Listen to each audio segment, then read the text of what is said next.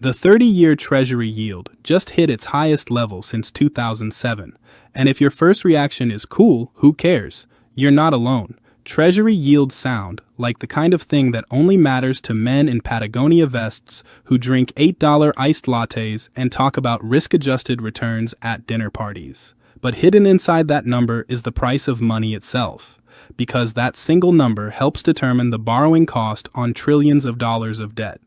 And for the first time in nearly 2 decades, it's flashing a signal that the last time it appeared, the global financial system nearly collapsed. But the headline number isn't even the real story. The real story is the damage that number is quietly causing underneath the surface, in a $2 trillion asset class where the cracks are becoming harder and harder to ignore. And the strangest part of all of this is that even as the cracks are showing up in the data, the people running this industry are still standing in front of cameras telling you everything is fine. Both of those things cannot be true at the same time. So, let's figure out which one is lying. Before we get into the damage, you need to understand the weapon.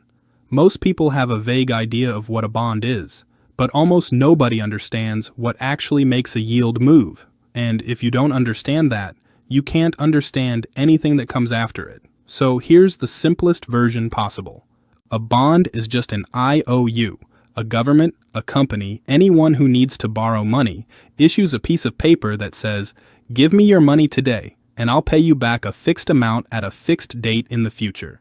People bid for that paper. The price those buyers are willing to pay determines the yield. And here's the relationship that matters more than anything else in this story. Bond price and bond yield move in opposite directions, always. If buyers are scrambling to own the bond, the price gets bid up and the yield falls. If nobody wants it, the price has to drop to attract new buyers and the yield rises.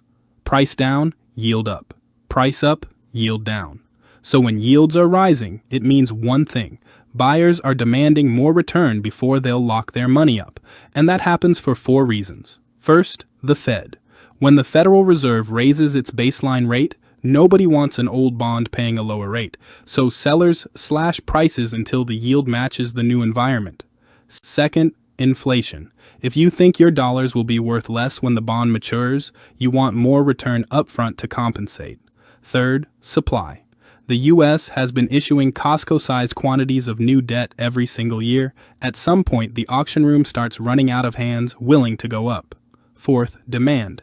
If the foreign central banks, pension funds, and sovereign wealth funds that used to reliably show up at Treasury auctions start doubting whether the U.S. can pay back its nearly $40 trillion of debt, they pull back. And if they pull back, prices fall until someone else finally walks in.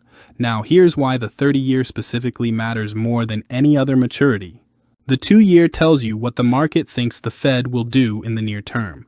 The 10-year is the global benchmark, the number almost every other rate gets anchored to. But the 30-year asks a completely different question. It asks, do you actually trust the United States fiscal situation for the next 3 decades? It prices 30 years of inflation, 30 years of deficits, and 30 years of decisions made by people who haven't been elected yet. And right now, the answer that number is giving back is making a lot of people very uncomfortable. It's not just America, and that's what makes this different. Here's what almost nobody is putting together. When the U.S. 30-year yield hit over 5%, at least it had company, because the UK's 30-year just climbed to its highest level since 1998. Germany's 4 of the largest sovereign bond markets on the planet are simultaneously doing things they haven't done in decades, some of them in living memory. The bond market is supposed to be boring, predictable, the adult in the room, the thing your grandfather falls asleep watching on a Saturday afternoon. And right now, while everyone is distracted watching stocks climb and AI stocks hit record highs, the adult in the room quietly just pulled the plug on the party. The rate nobody's watching, that's causing all the damage. The long end of the yield curve is alarming, but it's actually not even the scariest part of this story, because the real damage is happening at the short end. There's a rate called SOFR, the Secured Overnight Financing Rate. You can think of it as the overnight receipt for the entire U.S. financial system, a single number published every morning that tells the market what overnight borrowing actually cost the day before, based on real settled transactions, not a guess, not a target, actual trades. In early 2022, SOFR was effectively zero. Then the Fed started hiking. By mid-2023, SOFR was over 5%, and even after more than a year of rate cuts, it's still sitting meaningfully higher than where it was before the pandemic. Now, here's why that matters. When most people think about debt, they think fixed rate. A mortgage. You lock in a rate on day one, and the market can do whatever it wants afterward. Your payment doesn't change. But there's an entire other category of debt called floating rate. And floating rate works the opposite way. Instead of locking in a fixed rate at origination, a floating rate loan picks a benchmark, almost always SOFR, and adds a spread on top. When SOFR moves, the rate on the loan moves with it. When SOFR rises, the borrower's interest payment rises, automatically, every time. And there is one corner of the credit market where almost every single loan is floating rate. The $2 trillion market nobody told you about, it's called private credit, and it sits in the weird middle ground of the lending world. Too large for a local small business loan. Too small to issue public bonds on Wall Street. Too complex for a traditional bank to feel comfortable underwriting. These companies have nowhere else to go, so they borrow from private lenders instead. Private credit has two characteristics that explain everything happening right now. First, these loans almost never trade. There's no public price, no daily mark. The value of the loan gets appraised on a predetermined schedule, usually once a quarter. In the dark. Second, the vast majority of private credit loans are floating rate, pegged directly to SOFR, which means when SOFR went from 0 to over 5%, every single one of those borrowers absorbed the same rate shock at the same time. The borrower pays more. Cash flows get tighter, the margin for error disappears, and the problems are already showing up.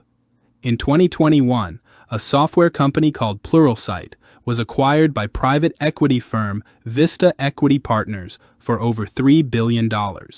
Vista funded the deal the way private equity always does, some equity and over $1 billion in private credit loans. Floating rate, pegged to SOFR.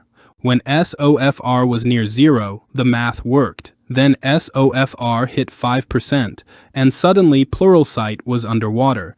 By August 2024, it was over. The interest payments had become unsustainable. A group of private credit lenders stepped in, converted their debt to equity, injected an additional $275 million of new money, and took 85% of the company as their reward. Pluralsight wasn't unique. It was just one borrower in a massive stack. And Jamie Dimon, CEO of JP Morgan, said it best on a recent earnings call when asked about the cracks in the credit market. He said, "When you see one cockroach, there are probably more." Which is hilarious, and also exactly what the data is showing. Because the Fitch private credit default rate, which tracks more than 1,500 middle market borrowers, just hit 6% on its trailing 12-month measure, the highest ever recorded since the index began, the accounting trick that's hiding all of it. So if defaults are at record levels, why is everyone in the industry acting like things are completely fine? The answer is one of the most creative accounting structures the finance industry has ever produced. It's called a payment in kind feature, a PIK. Here's how it works. When SOFR jumps from 0 to 5%, a borrower's interest payments get dramatically more expensive. At some point, the borrower can no longer keep up. Normally, when that happens, the borrower defaults. The lender calls the loan. The restructuring process begins. The damage becomes visible. But a PIK feature removes that trigger entirely. Instead of defaulting, the lender lets the borrower pay the interest in a form other than cash. The unpaid interest gets added onto the principal. The balance owed at maturity grows.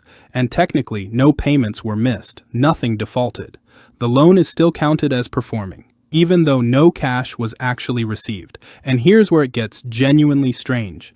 When lenders enter into these PIK arrangements, they report the unpaid interest as income.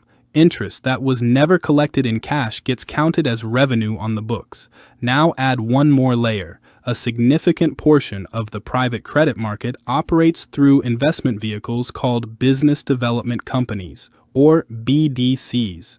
These funds get favorable tax treatment, including zero corporate income tax. But to keep that tax status, they are legally required to distribute at least 90% of their taxable income to investors.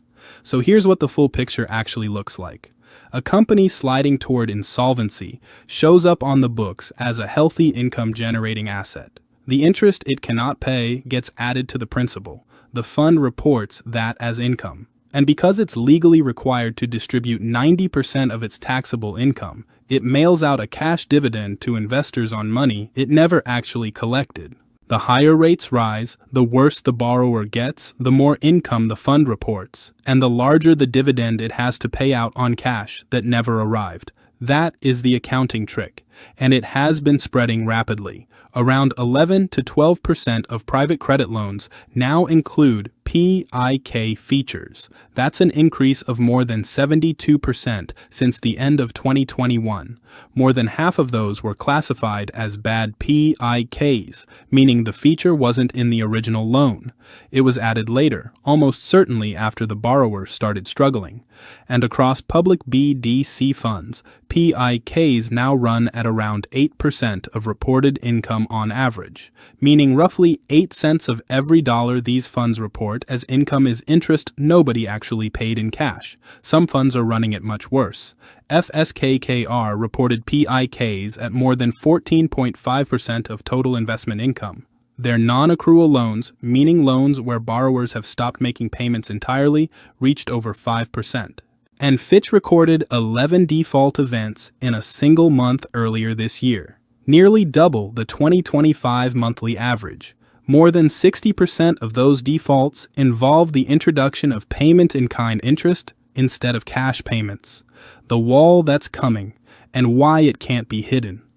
There's one more layer underneath all of this. Since these loans don't trade on any exchange and there's no public market price to look up, they fall under an accounting label called Level 3, the most illiquid, most subjective category of asset measurement in financial reporting. A label that relies entirely on internal models and unobservable inputs rather than real market data. MSCI recently found that more than 10% of private credit loans are already marked down by at least 50 cents on the dollar. And sitting directly ahead of all of this is what people are calling the private credit maturity wall. Roughly $85 billion in BDC loan maturities coming due between 2026 and 2029. Every single one of those companies will have to refinance at today's rates that are dramatically higher than when they originally borrowed. Not all of them will make it. You can hide a loss in an accounting line. You can roll unpaid interest into a bigger principal. You can call a distressed borrower a performing loan and send your investors a dividend on money you never collected. But the math is still the math, and bad math doesn't disappear. It just waits. Drop a comment. I want to know, do you think the private credit market is going to be the next thing that breaks? Or is this all just noise? I read every single one.